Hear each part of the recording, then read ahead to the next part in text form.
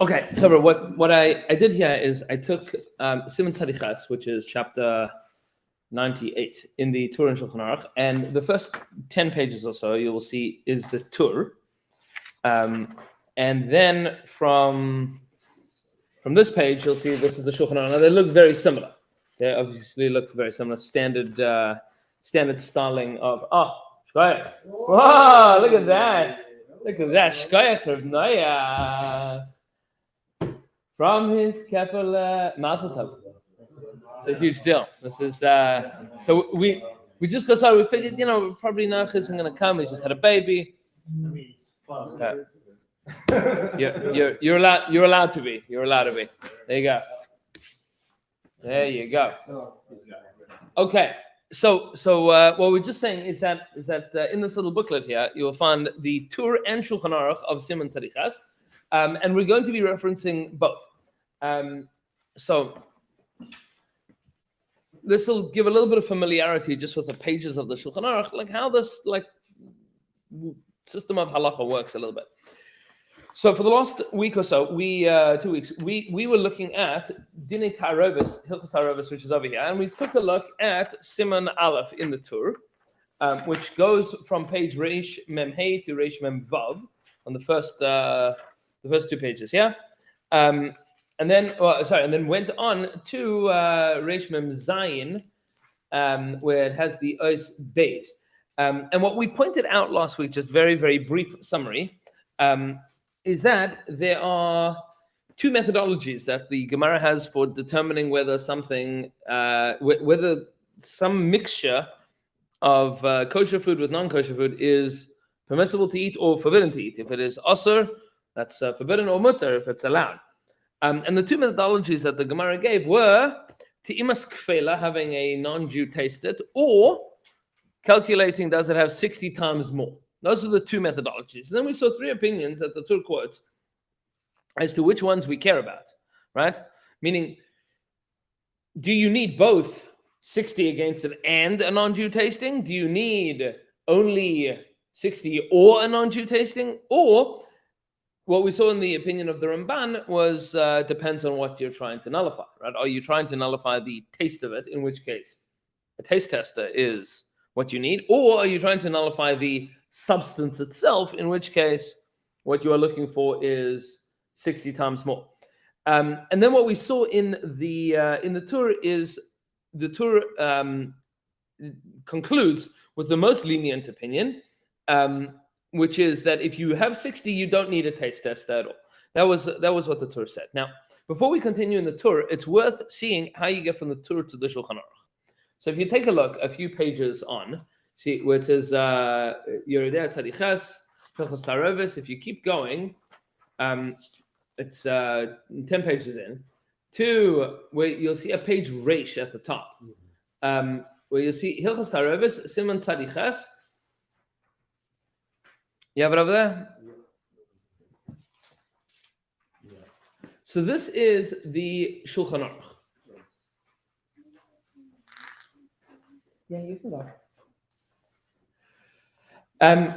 Okay, so a couple of just pointers about the commentaries around the sides of the Shulchan Aruch versus the commentaries around the sides of the Tur. The Tur, of course, written by Rav Yaakov ben Asher, the son of the Rosh, written in Spain in the 1400s, mid 1400s. So that's the Tur. Primary commentaries around the side of the Tur are the Bach and the Beis Yosef. The Bach, written by Rav Yoel Sirkis in the 1600s in Poland, and the Beis Yosef, written by Rav Yosef Karo in Israel. Now, that commentary of the Beis Yosef is essential because that is the author of the Shulchan Aruch. So, around the side of the Tur, the Beis Yosef writes his commentary on the Tur, and then summarizes the Beis Yosef, what his conclusions are, the Beis Yosef, into the Shulchan Aruch. Now, the Shulchan Aruch earns the characterization of being the definitive code of Jewish law for all future centuries. And the Ramah, of course, Rav Moshe Isserles, writes his notes for Ashkenazim into the Shulchan Aruch. So this book is Shulchan Aruch for Sfardim and Ashkenazim together.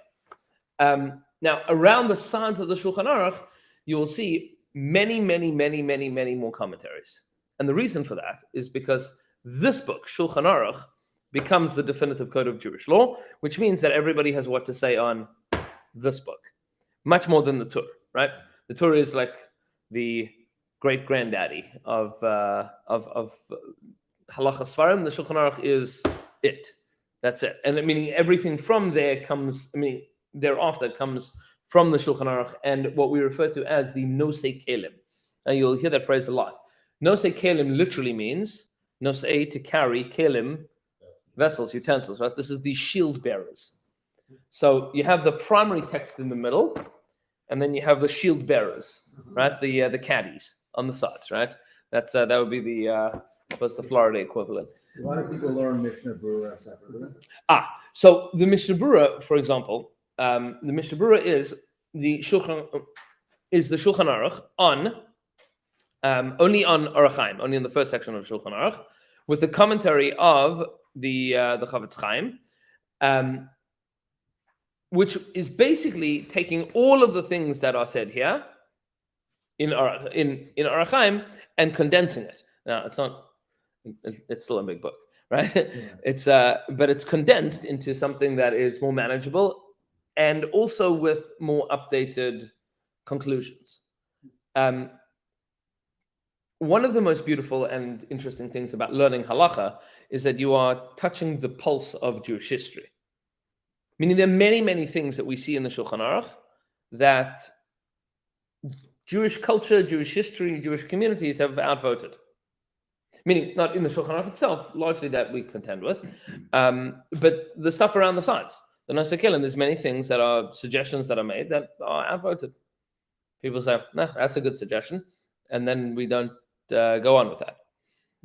So, for example, we've discussed the halacha that there are two primary ways of figuring out how to know if there's non-kosher food in your kosher food.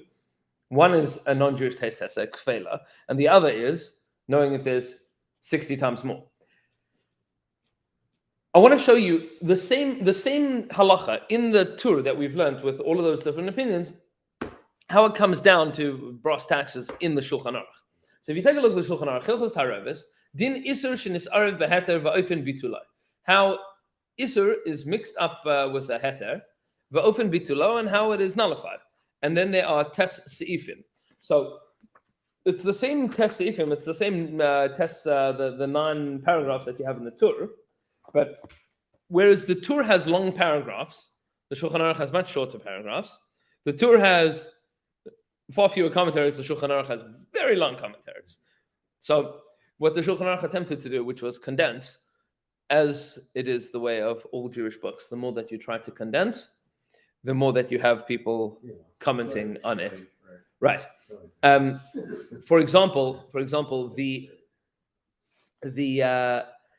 major irony, the number one irony in all works of Jewish commentary ever, is the Rambam. The Rambam in his introduction to the Mishnah Torah over there, the Rambam in his introduction to the Mishnah Torah says, I'm going to write down all of the oral Torah, all of Torah Shebal Peh, in such a way that you can learn Tanakh and you can learn my book, and then you'll know all of the halachas. You don't need anything else. Now, lots of people got upset with him for that statement in general, but arguably the greatest failure of the Rambam was that the Rambam's work, the Mishnah Torah, is the second most commented upon book in all of Jewish literature. The first being the Chumash. I mean, there are more commentaries written on the Rambam even than on the Shulchan Aruch.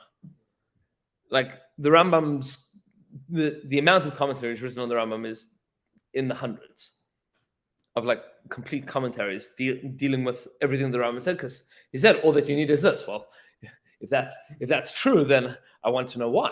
And then everybody wants to know why. And then everybody wrote about it. So when you try to condense things, Jews, right? It's not a lot to say. Okay. Says the Shulchan Aruch as follows. So the Shulchan Aruch begins with an isur that gets mixed into heter. That isur means something that is not allowed. Mixed into something that is heter, which is something that is allowed, right?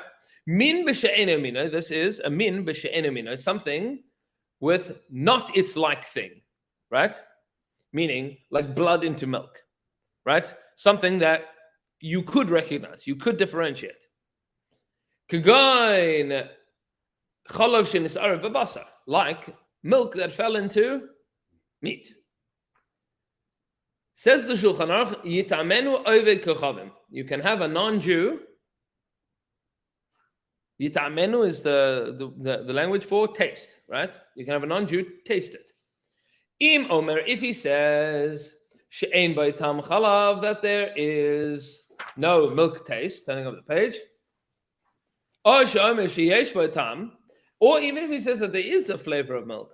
Ela shehu pogum. No, but it doesn't taste good.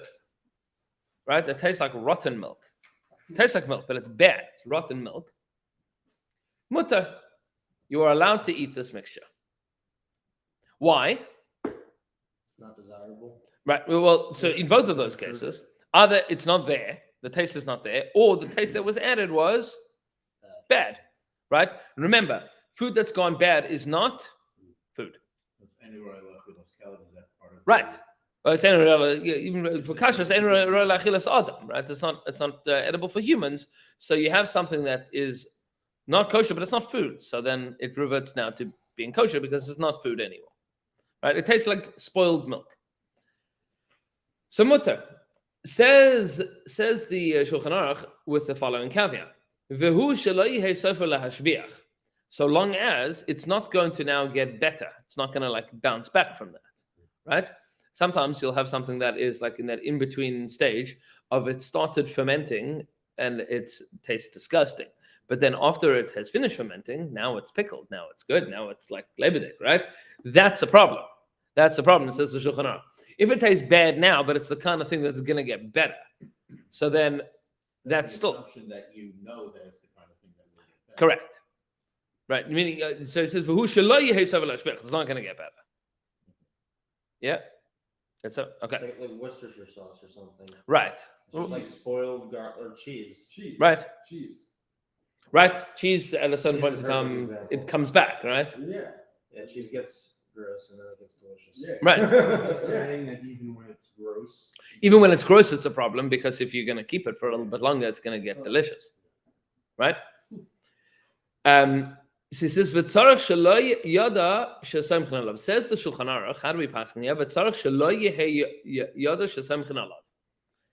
You have to ensure that he doesn't know that you are going to rely on him. If he knows that you rely on him, he says, if he knows that you're relying on him, then he might lie to you, right? Then he might lie to you because might want to mess with you because he can. So he says, "Ve'im ein sham oved kochavim." What if there's no oved kochavim? What if there's no non-Jew there? L'tama, to taste it. Then misharinan b'shishim. Then that's the samach there, right? Then we misharinan b'shishim. Let's just put this on the do not disturb. There we go. Then misharinan b'shishim. Then we evaluated against 60. This is when milk falls into meat, blood falls into milk, right? Min b'she'eno mino. If there's a non-Jew taste tester, says the Shulchan Aruch, go for it. So long as he doesn't know that you're going to rely on him. If he does, you got a problem. Alternatively, if there's no non-Jew there, 60 against is fine. Meaning, but top level criteria would be taste tester. What if you then taste it and then you're just like, no, I tasted milk or something? Right. Well then, Nullified. right. Well then, you have to not eat it anymore. Yeah. Meaning, that would be why. That's still the issue. Correct. If you can taste it, it's still a problem. But if there's no non-Jew around to taste it, Then- and you know that it's batal b'shishim, Then it's batal then- b'shishim. then you're allowed to taste it now. Yes. And then you can figure out from there. Right. So that's an interesting question, right? After shishim, Once it's butter. do we care about whether or not you can taste it? Well, that's the question. So we'll get there. It says v'chein im hu min b'minai. If it is min b'minai, what does min b'minai mean? The same. The same thing, right? It is meat in meat. right? Milk in milk. Min b'minai, if it's min b'minai, kevet deleka lemeka matam mishar b'shishim, since you cannot evaluate based on taste, mishar b'shishim, we evaluate based on 60 against. There's no way of tasting if there's non-kosher milk inside of your kosher milk. There's no way of tasting if there's non-kosher meat inside of your kosher meat. Right? Okay. And then the Ramah writes as follows. And this is, when we talk about things that are now out of practice, out of fashion completely. Says the Ramah, you'll see this in the parentheses in the Rashi writing. Turning over the page to page Reish Daled. It says, at the bottom of that block where it says Hey Gimel Hey in the square brackets before the big letter Hey. So that stands for Hagahot HaRamah, the Ramah's additions or amendments.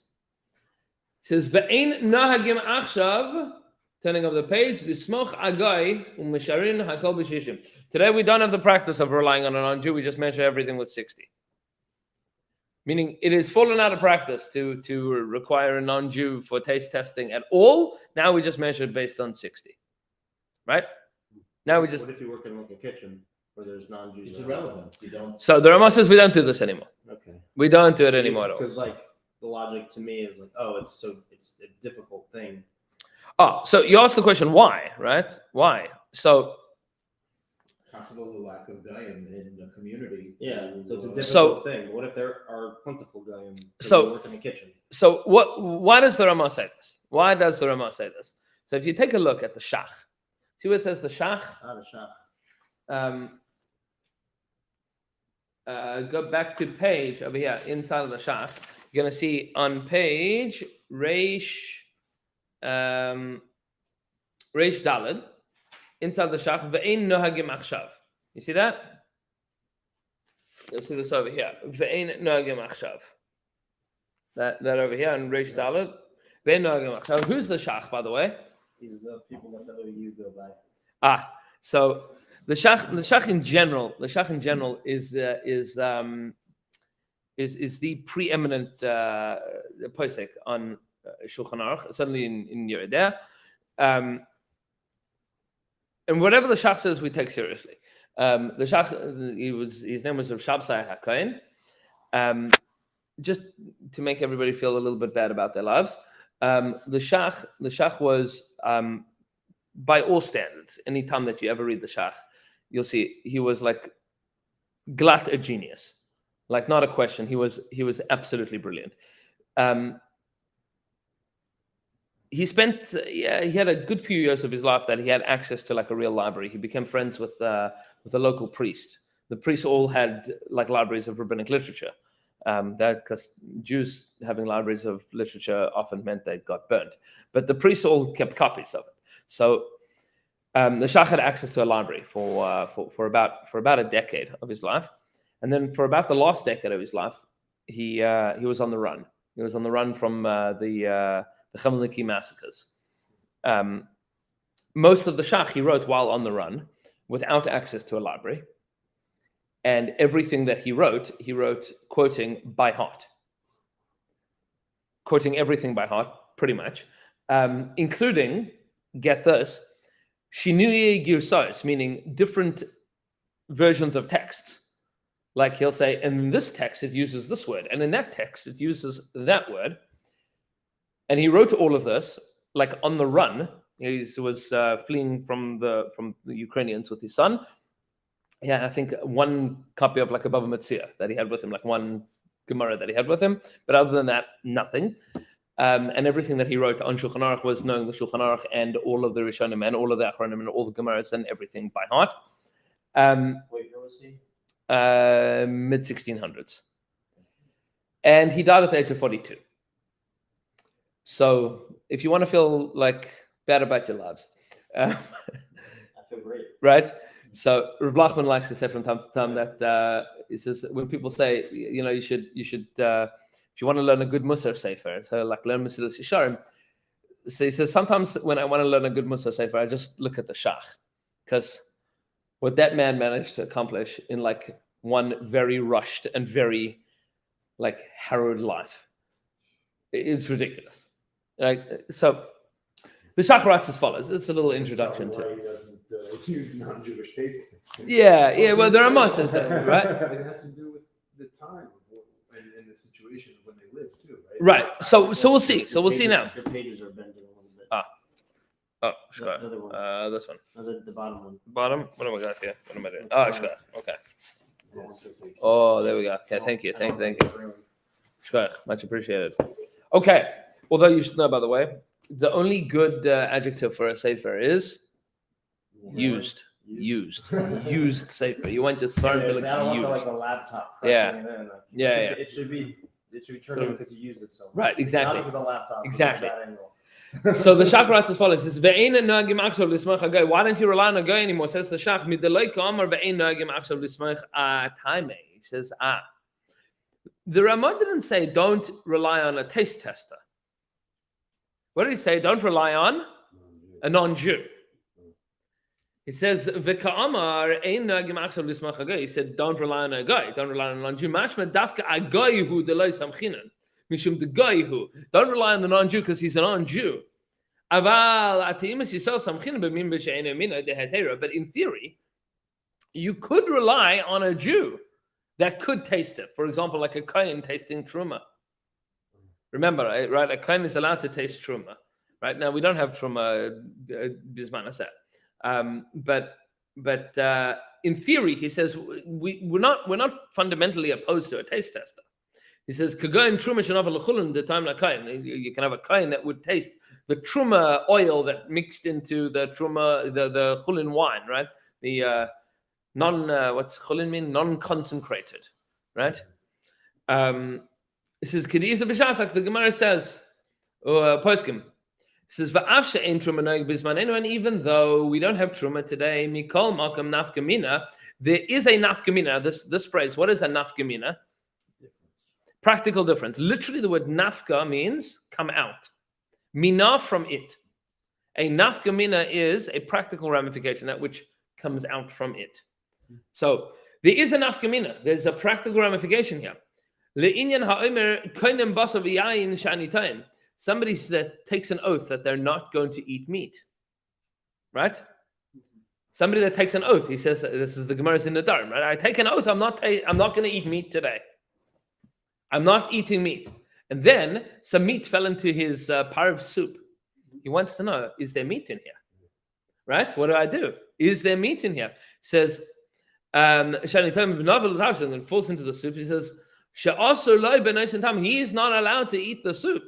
There you could rely on a Jew tasting it for him. So he says, we're not fundamentally opposed to taste testing. What we are fundamentally opposed to today is a non-Jewish taste tester, for all the reasons probably that we mentioned. That it's a little bit complicated today to rely on a non-Jew because he's likely to mess you up. Does that also imply though that the times can change? In theory, saying that in that time that we wouldn't rely on a non-Jew, but maybe in a time when. Well, you don't have Yeah. the management to make that determination. Right. So yeah. So it's worth noting, if you take a look at the Haggash Rabbi Akiva Eiger at the bottom of the page, this block over here. This over here, Rabbi Akiva Eiger. So Rabbi Akiva Eiger says about this line of the Ramah. This over here, the Haggash Rabbi Akiva Eiger. So that's Reish Ayin Kuf Aleph. Says Rabbi Akiva Eiger, he says, I don't know why the Ramah says we don't rely on a guy today. He says, I don't have a good reason for why he says not. He says, he says, maybe it's because he wants to be lenient. Meaning we don't have to be strict according to all of the opinions. We saw some opinions said you need both, right? You need both 60 and non-Jewish taste tester. He says, maybe he's trying to be lenient here. He says, he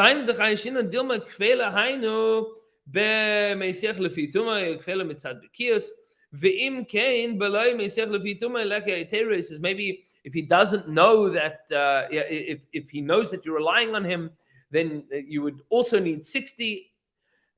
He says, I'm not clear. Yes, he says, it's unclear why he says we don't rely on the taste tester. There's a lot more in here, but could we go back to relying on a taste tester today? So in theory, there are halachas that come out of this taste test question, and that is the question of what we saw in the Turim, what the Shach and the Taz and the other Nasi Kelim here talk about is an expert that doesn't want to lose his reputation, right? So we saw that in the Tur. What happens if you have an expert that doesn't want to lose his reputation?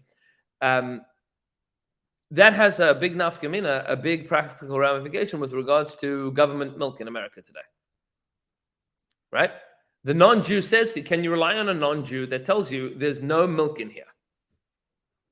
Or there's no pig's milk in this. Or there's no pig's milk in here, right?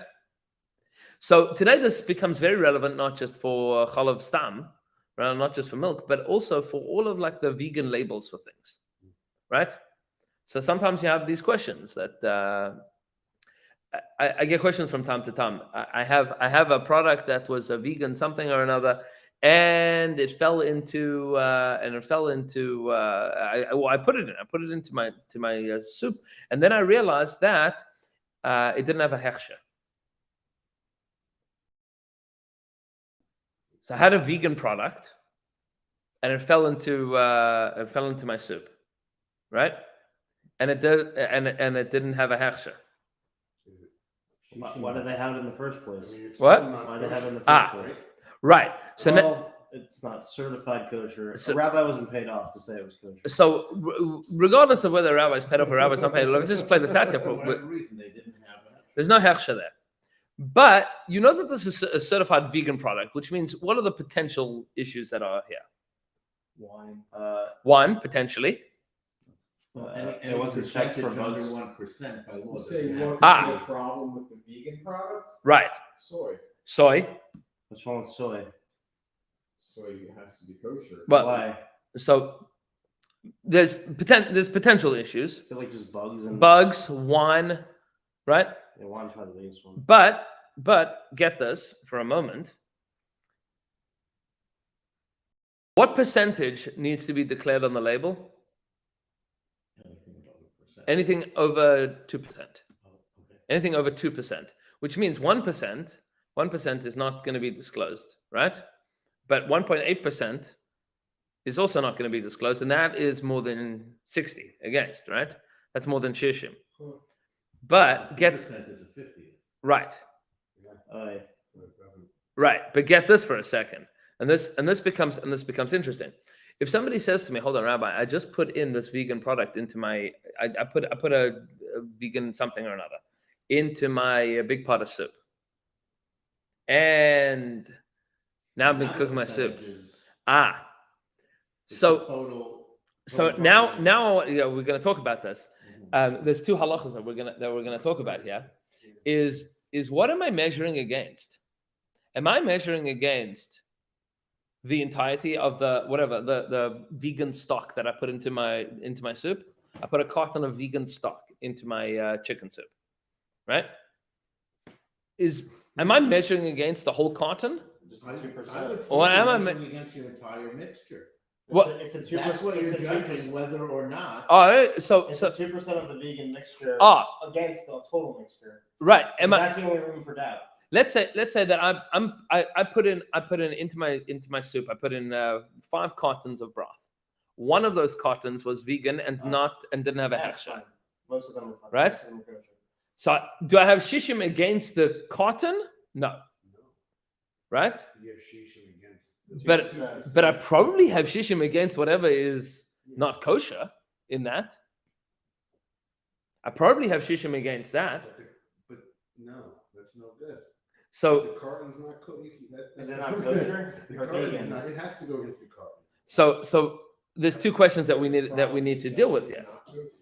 Right. But Is it not kosher? But what's not The kosher? carton becomes not So there are two questions that we need to deal with here. And Question you're number one. Also dealing with the fact that what you mentioned before, you're relying on our government or the USDA or whatever it is that decides what they put on a label is you can rely on that. Right. Because if you can't, then it's irrelevant. The whole thing could be. Well, the organic, Right. the organic stuff isn't always a USDA organic. It could be, or I'm saying for vegan. Vegan Yes. isn't necessarily. It's not a private government. entity, Yes. technically. They could lie to you. One second. Yeah, they could. And what happens if, for The example, government can let you to. I guess like the growth here is under the store is under a hush cover. Yeah. Like by us, we have one big lot. So, and I have found something without a Hechsher on it once in 20 years, but I found it. Right. And they pulled it off right away.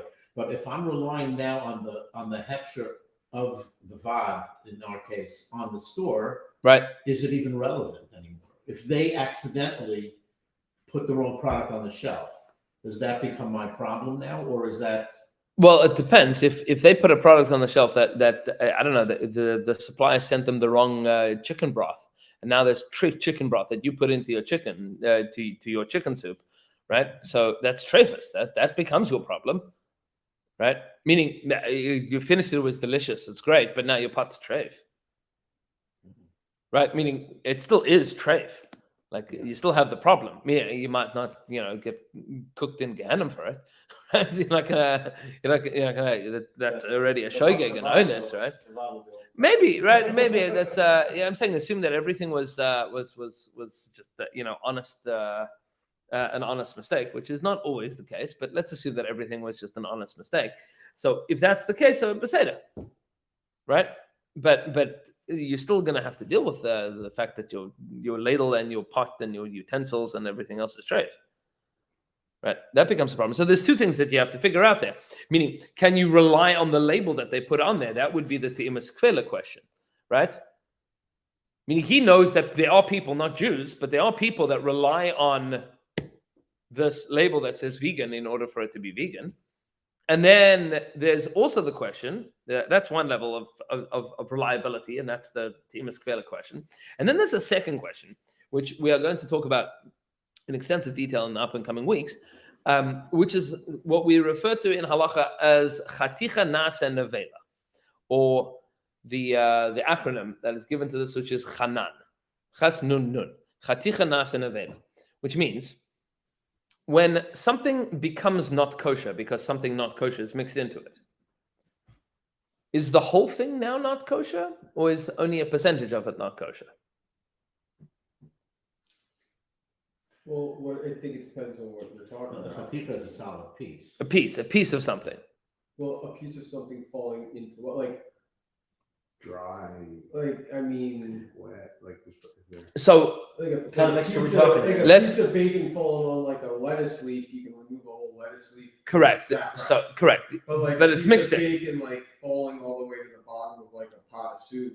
So might let's cause slightly different problems, especially when you're starting to mix it around. and fill Right. it out. so let's imagine that a piece of bacon fell into your soup, right?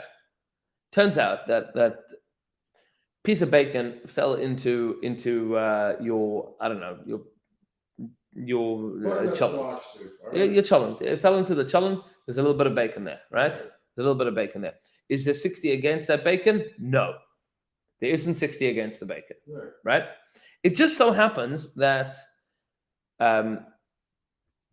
you come home and your wife says to you, oh, by the way, we're having a lot more guests this Shabbos. So I took your cholent that you started making, the little cholent that you're having for the family, and I mixed it in to the much bigger cholent because we're having guests.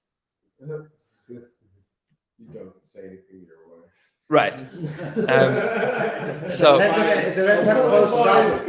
Right. Depends if you have enough time before Shabbos to make it again. right. So here's the question. You have the little bit of bacon that fell into your 2-quart mini cholent pot. There's no 60 against it. But against the 16-quart gigantic cholent pot that you're making, there is shishim against the piece of bacon. But what are you measuring against now? Are you measuring against the bacon, or are you measuring against the cholent? Which is now. But it doesn't matter if you can taste the bacon. You can't taste anything right now. 1 second. And what if the bacon, which might be easily identifiable, what if you remove it? Assuming you didn't go to a bigger pot. Right. Now you remove it. What remains may now be far less than a 60. Good. So that is now a separate question, and I'm going to introduce another phrase here, which is, these are all the phrases that we're gonna become very familiar with. Is the chaticha nasa nevela is one question. Does the whole thing become a big gigantic pot of bacon? And then there is a separate question, which is whether or not we say tam ki'ikar. Now, we spoke about molecules last week, right? Because scientifically speaking, what we are talking about is molecules, right? And what will differentiate is between the item that is identifiable and the item that is not identifiable, but a flavor that remains that is identifiable, right? So a piece of bacon that falls into the cholent, you can pull out the bacon, right? And then you have, what do you have left there? Is bacon flavor. That is called ta'am. The flavor of bacon, right? So the Gemara discusses the din of tam ki'ikar. Tam ki'ikar, which means, is the tam, the flavor, ki'ikar, like the actual thing itself? Is the flavor like the actual thing? Now, where does this show up in Chumash? It shows up, at least in one place in Chumash, and this is where the Gemara is learning from, which is the pasuk in Parshas Nasa, which we'll see over here. There we go. There's a bunch of things that a nazir is not allowed to do, right? What's a nazir not allowed to do? Drink wine, cut his hair. Drink wine. Wine, hair, and come in contact with a dead body. Sorry. Dead bodies. Like a clan. So the pasuk says in Parshas Nasa, in Sefer Bamidbar, that the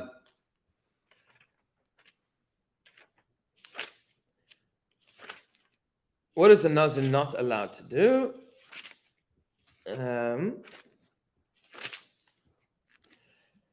Says miyayin v'sheichar yazir.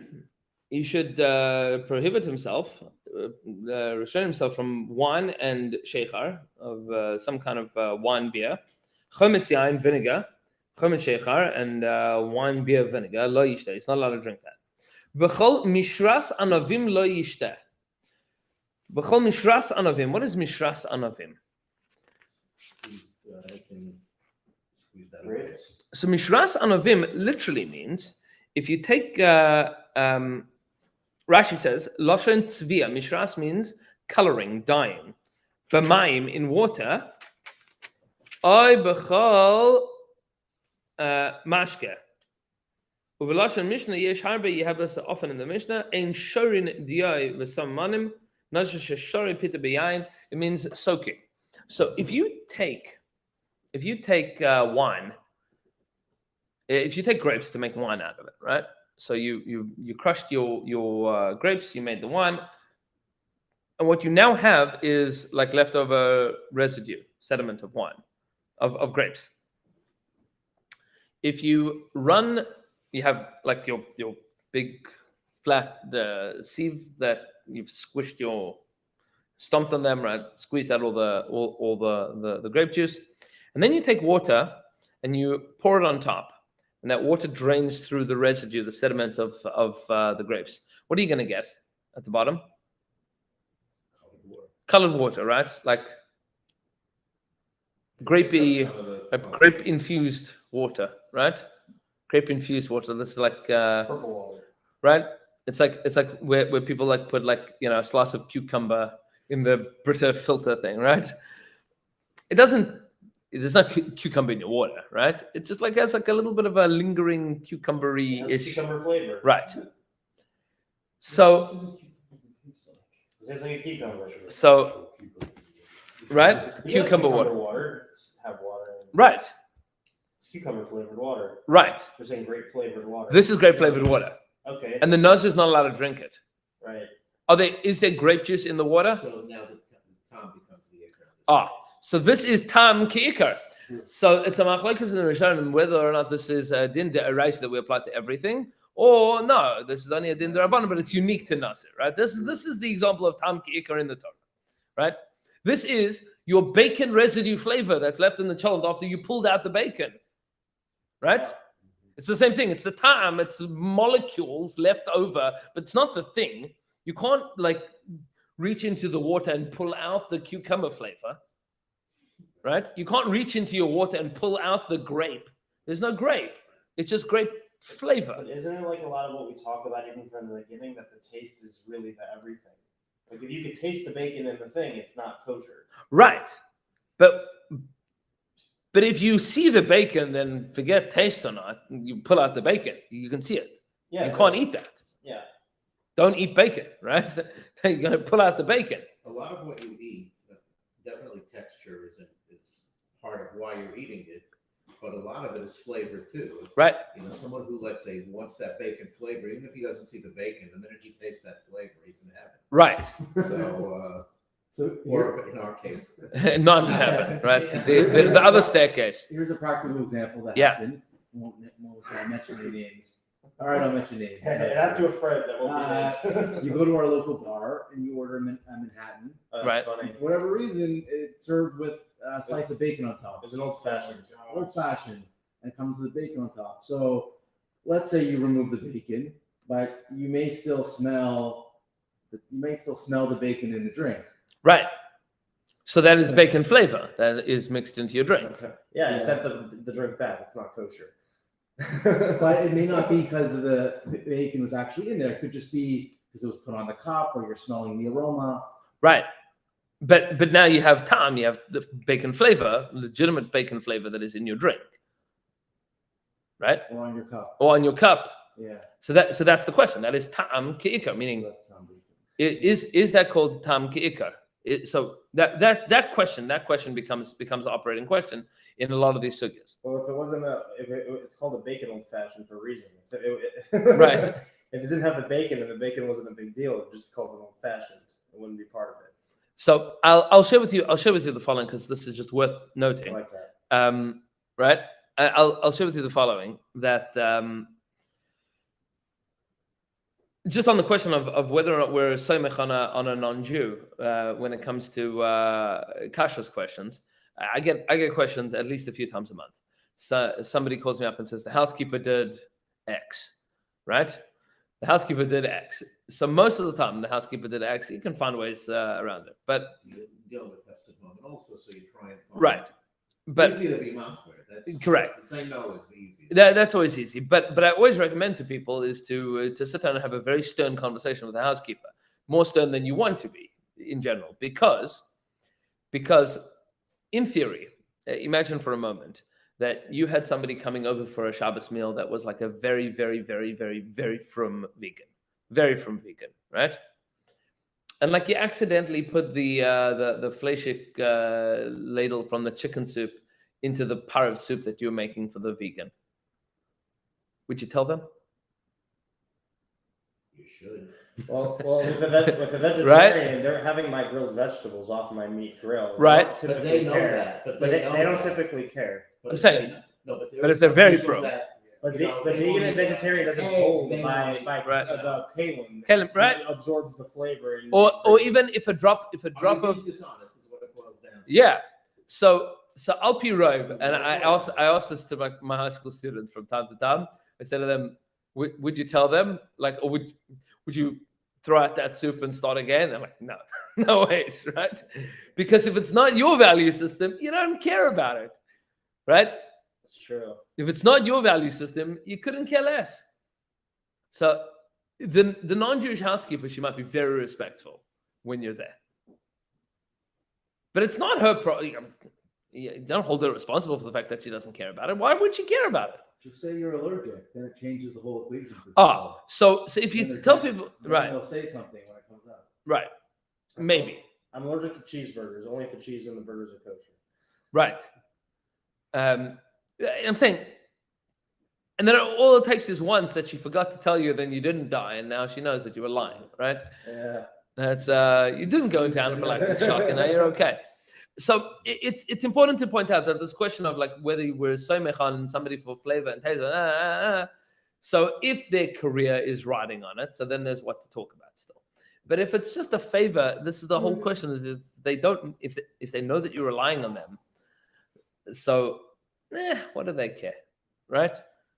Meaning, and this is human nature. This is not a commentary against non-Jews. It's just the reality is In general. Yeah. It's not talking about this particular non-Jew. marrying Correct. you were a cleaning lady or Right. this person that you have a personal relationship with. Generally, In general. So it makes sense that it speaks in this way. Because Right. what's the other option?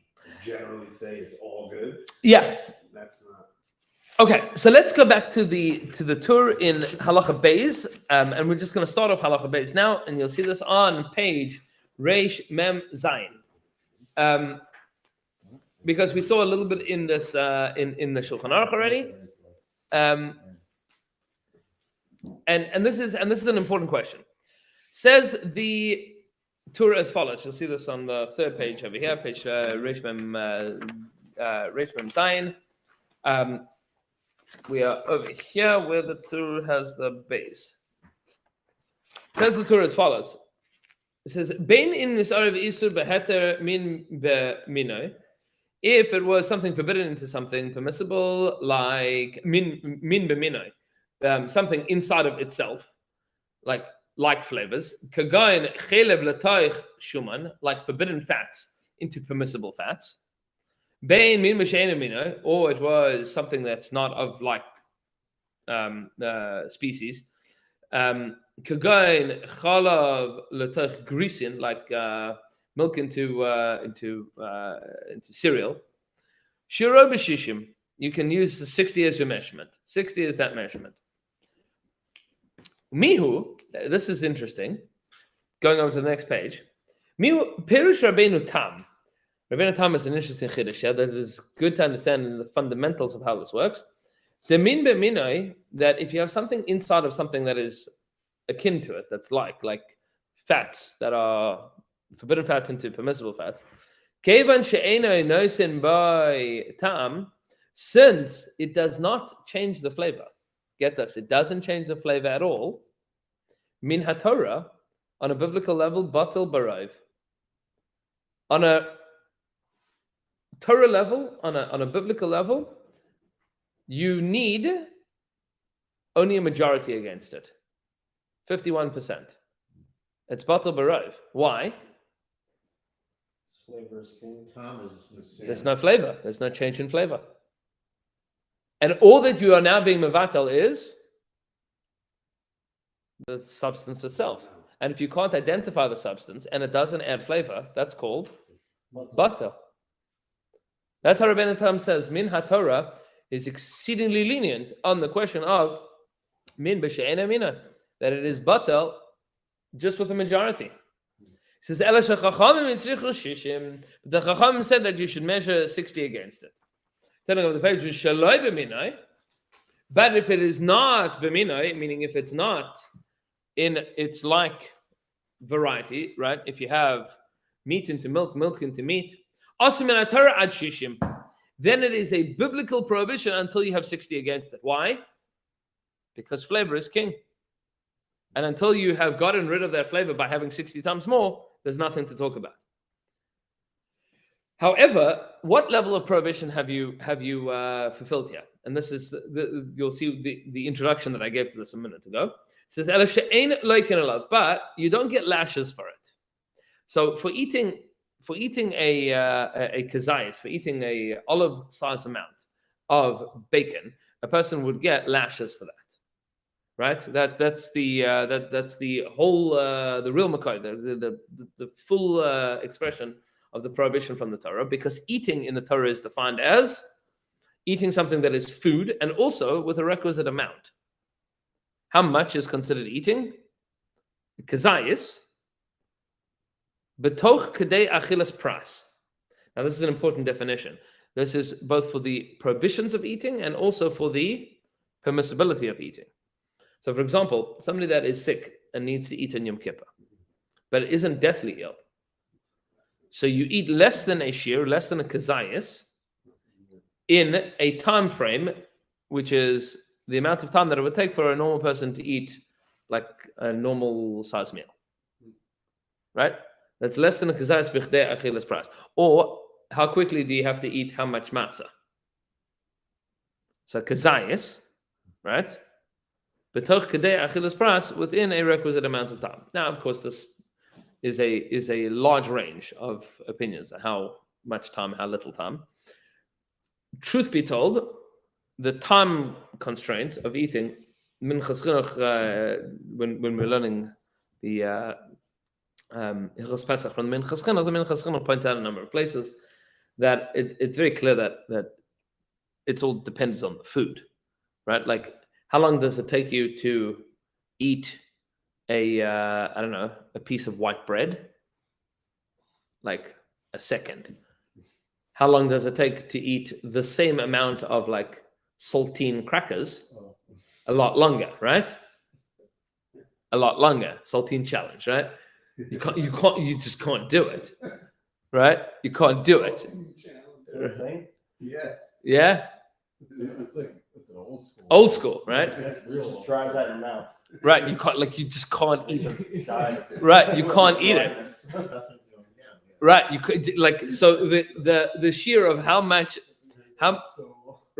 long does it take you to eat the same amount of like volume mass, right, of saltines as opposed to like white bread? Like, you know what I'm saying? Like it's a longer amount. Says the Shulchan, it says the Torah that she'en loiken alav ella that ad sheyehei boy kol kach min ha'isur ad sheyehei betoch kol arba beitzim min ha'heter kazayis min ha'isur va'az chayav al kol kazayis mimena. So if you would have less than 60, and you ate your chocolate, less than 60, there's bacon in it, right? Unidentifiable bacon, but you're eating the cholent. It tastes like bacon, but you can't see the bacon. You have violated a biblical prohibition, but you don't get lashes for that. Why? Because you haven't eaten a kazayis of bacon b'chedei achilas pras in the minimum amount of time that it would take a person to eat a piece of bacon, kazayis of bacon, unless there would be so much bacon in it that the volume measurement would be a kazayis, an olive-sized amount of bacon, in every 4 eggs worth of cholent, right? 4 eggs of cholent, that's 4 kibetzes of cholent. So a kazayis is either half or a third of a kibetza. Let's even say a third. So if you would have a 1 to 12 ratio of bacon to cholent, so then you would be liable on a biblical level for lashes even, right? That because then you would be eating enough bacon in every few bites, right? That would be the amount of bacon that you'd be eating. V'nafkamina. Now that's not a very practical ramification, right? Eating like an olive's worth of bacon inside of 4 eggs worth of cholent. But v'nafkamina, what does nafkamina mean? We said before, it is nafkamina comes out from it. Right? This is a practical ramification. Nafkamina, the fourth line of the Torah, he says, if something falls into a like substance, kosher meat into non-kosher meat into kosher meat. And then here's your question. V'nishbach, and then it fell out. That spilled out. Some spilled out. And now you don't know how much quantity you have. So a small bit of bacon fell into your big chicken soup. Right? Small amount of bacon fell into your chicken soup. 60 times the bacon, fine, no problem. You can't find the bacon, or you got the bacon out, whatever the case is. Right? But now, sitting on top of the counter, and somebody knocks it over, and half of the chicken soup spills out. Spilled into the sink. Oh, it's a good thing we still have half the chicken soup. Problem. Do you still have 60 against what was in there before? Theoretically, Yeah. You have no way of knowing. You don't It know, depends if it was mixed well before it Ah. spilled. right? Meaning, is this now diffused into the whole thing? It should be. Or is it like one piece that's still there? But you can't say with any certainty. You don't know. So this has an important nafkamina, says the Torah. If you know that it was the rove of heter, that the majority was permissible, you know that there's one piece of bacon that fell in, and or even a big piece of bacon that fell in, right? And you know that there was 60 times the amount that was there. That there was double the amount of bacon to other meat that was there. It says mutter, then it would be allowed. This is the heter of Rabbeinu Tam here. It says kevan desveka derabanan tolim lahakel, because this is now a suffix derabanan, meaning if you know you don't know, you know for sure that there was a majority of kosher in the pot. And it's min b'mina. It's unidentifiable. There's no taste that is available at all. So let's talk about milk into milk, right? You know that there was much more kosher milk than not kosher milk. And then some spilled out. Now you don't have 60. Well, you're not sure if you have 60. You just don't know. You have no idea. You didn't measure how much non-kosher milk spilled in. You didn't figure out if there was 60 times that. By the time you try to figure out the calculation, some of it spilled. Now you have no idea how much of what has spilled out where. Says the Tur, we have a principle in Halacha Safek Derabanan Lekula, that in a rabbinic law you can be lenient. And since you know with certainty that there was a majority of kosher, and you aren't sure if there's 60, there might be 60, there might not. That's called a Safek Derabanan. That's a rabbinic law. You can be lenient on that. You can rely on that leniency. Now, if you know with certainty that there isn't 60 against it, so the Chachamim said that you have to be machmir, you have to be strict, you have to go for 60. But if you don't have 60, but if you're not sure if you have 60, you might have 60, you might not. You just don't know. You don't know how much fell in. You don't know how much spilled out. You just don't know. That's called the Safek de Rabbanan. It's a Safek de Rabbanan. You know that there's a majority, but you don't know that there's 60. So he says, but if it was mixed in with something that it's not a like variety, so for example, you had milk that fell into meat, v'nishbach, and some of it spilled out, and you don't know if you have 60, if you have 60 and you don't have 60, sveika de araisa lechumra. Now it becomes a case of biblical doubt, because you need 60 on a biblical level with min b'she'en amina, because flavor is still there. Why would you not just assume that the amount that spilled out was the same proportion of the whole mixture? Well, you might, but you didn't. You don't know if there was 60 against it before some of it spilled out. Oh. But now it's impossible to calculate. Now you can't measure. Oh, because it's okay. You don't know. Some of it spilled. This is So now. like while you were like getting the measuring things, Right. half of it spilled in, and then you're like, what am I left with now? Right. Okay. You just don't know. You know that you had a When majority. does this happen? So this happens all the time, by the way. In what scenario does this happen? This happens in questions of I bought a product from the supermarket and I didn't realize that it didn't have a hechsher, and then I mixed it in with I'm making a massive thing of of sweet corn, right? And one of the cans of sweet corn didn't have a hechsher. And there were different size cans. I'm making a big thing for like a Thanksgiving taco party, right? I mixed one in, and I don't know. And then I threw out the cans, and then I realized when I was looking that like one of the cans wasn't kosher, but I'm not sure which one it was, because I don't know. But I already threw them all out, and now the garbage guys have come If and you heard collected that them. brand is kosher when you're talking to your Right. Hey, oh, it's on. Okay.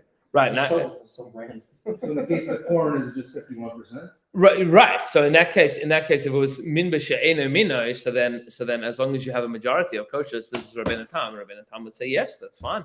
You know that the It's majority is same kosher, thing. right? It all tastes the same. Because it's all corn, right? Yeah. So, but these questions happen. These questions happen. I mean, it happens less often now because everything is like branded and contained and whatever. But these questions happen. Also, the issue would be it makes your pots treif.